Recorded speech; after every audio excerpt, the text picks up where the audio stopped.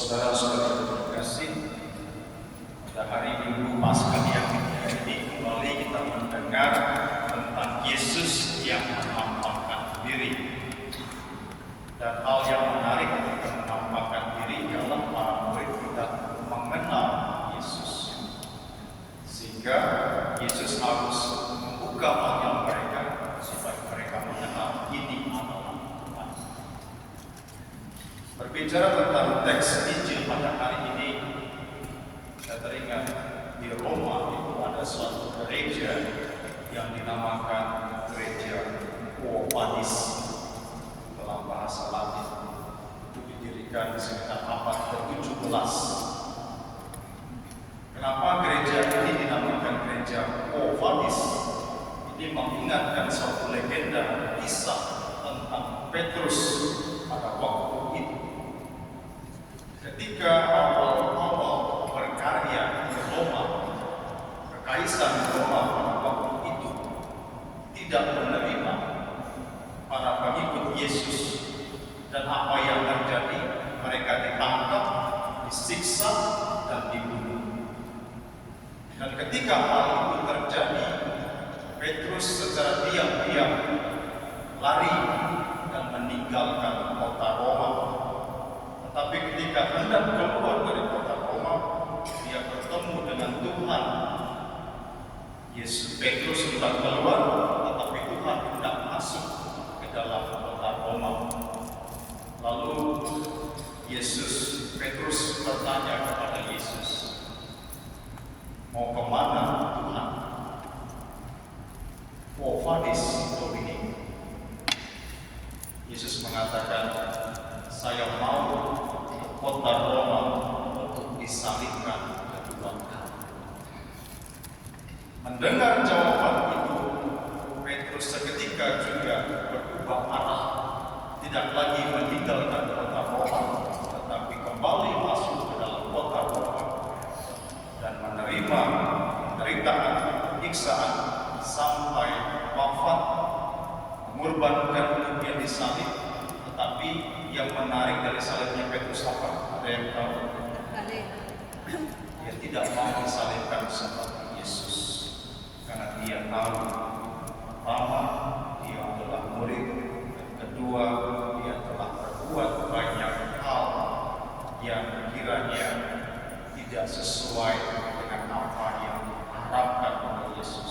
Salah satunya itu tadi, yang meninggalkan kota Roma, tetapi kemudian dikuatkan kembali dan wafat di salib. Jadi salibnya itu kepalanya ke bawah, dan itu lebih sadis, karena kalau kepala ke bawah darah itu lebih cepat turun ke kepala dan mati. Apa yang mau dikatakan dalam kisah ini ialah dalam perjalanan iman seseorang selalu ada proses di mana orang itu kecewa mungkin dengan Tuhan, di mana orang itu kemudian meninggalkan Tuhan, di mana kemudian mereka itu mengabaikan Tuhan tersebut.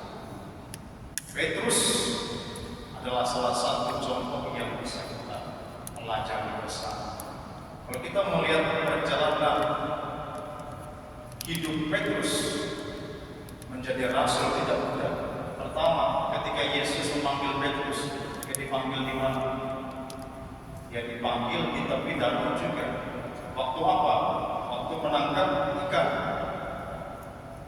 Dan hal yang terjadi adalah dia gagal sebagai nelayan menangkap ikan, dan gagal itu adalah satu hal yang memalukan. Kamu nelayan, ahli menangkap ikan, tapi kamu gagal. Tetapi Yesus hadir dan mengatakan kepada Petrus, "Tebarkanlah jalan," dan dia menangkap begitu banyak ikan. Dan ketika tahu itu adalah Yesus, apa yang dikatakan oleh Petrus? "Tuhan, pergilah daripadaku, karena aku orang berdosa." Artinya apa? Petrus menyadari sungguh bahwa dia adalah orang berdosa yang tidak pantas dan tidak layak untuk mengikuti Yesus. Tapi Yesus mengatakan, "Aku akan menjadikan kamu penjala manusia." Ini tugas yang diberikan Yesus kepada Petrus sehingga dia menjadi rasul. Tapi baca Injil hari ini apa yang terjadi?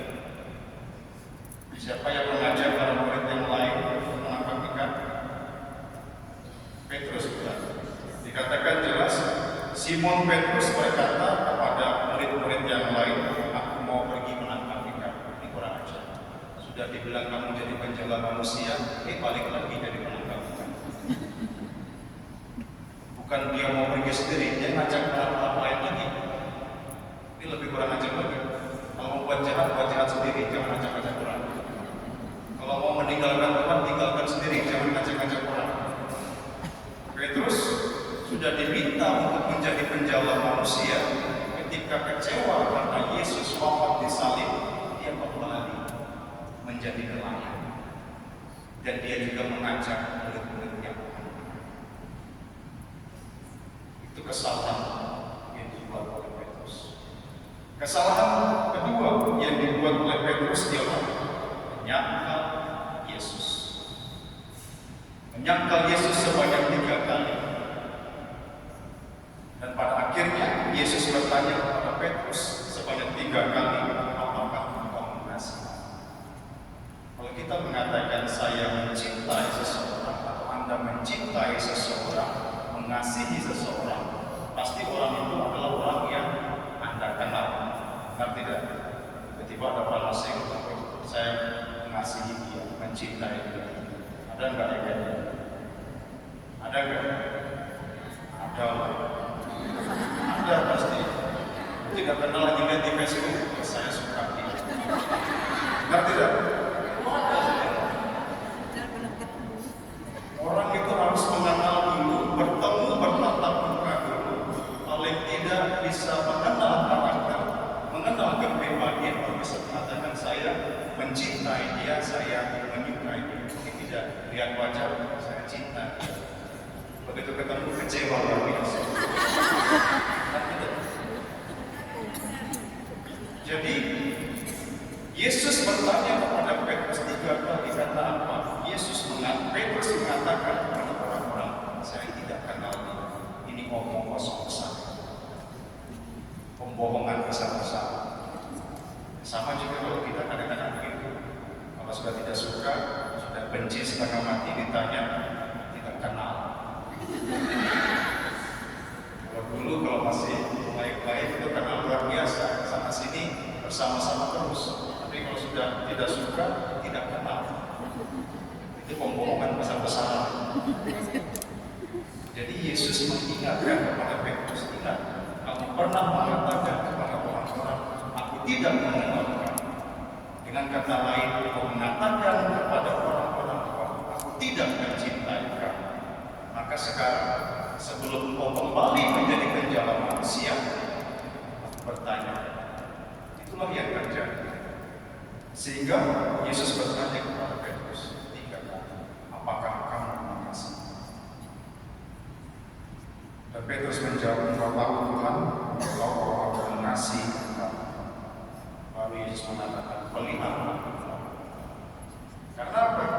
Karena kalau Petrus mengatakan, aku mengasihi engkau, lalu kemudian tiba-tiba dia menyangkal lagi, bukan hanya dia yang akan tercerai-berai, maka domba-domba juga akan tercerai-berai. Karena apa?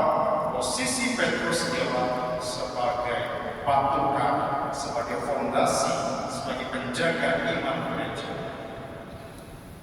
Ya, dalam minggu-minggu ini juga kita harus banyak berdoa untuk gereja. Karena gereja nanti tanggal 7 akan mengadakan konklaf pemilihan paus.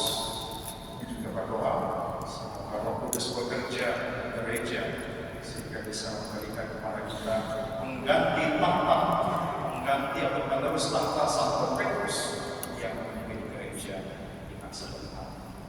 Saudara-saudara yang kasih, belajar dari pengalaman spiritual Petrus ini, maka hendaknya kita juga bisa bersama mencintai Tuhan dengan sepenuhnya.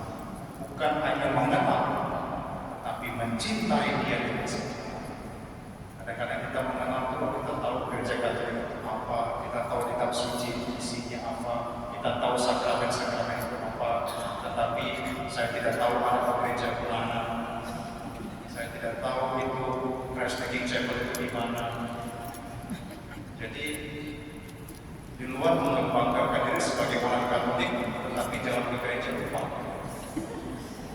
Jadi kita harus belajar mengenal dan mencintai, itu satu paket. Tidak hanya bangga bahwa kita mengenal tapi tidak mencintai. Tapi kita harus mengenal dan mencintai iman kita dengan sungguh. Semoga Tuhan menguatkan kita di masa Paskah ini untuk memperbarui diri kita dan juga semakin mencintai Tuhan dan mencintai sesama. Tuhan berkati.